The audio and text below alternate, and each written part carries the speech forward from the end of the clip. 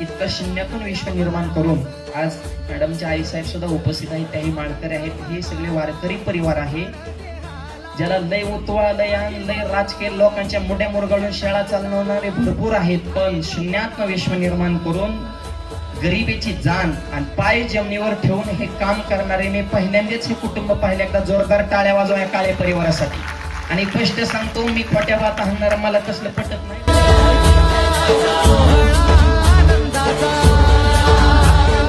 वाडीतली मुंगी दिल्लीला जाईन का? मुलांना उत्तर द्या.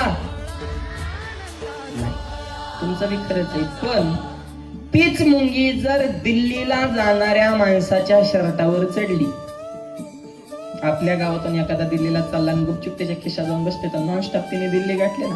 तिकीट नाही, बुकिंग नाही, चेकिंग नाही, पासपोर्ट नाही. तिथे गेल्या त्या मुंगीने डोरलेवाडीतल्या मुंगीला व्हिडिओ कॉल केला.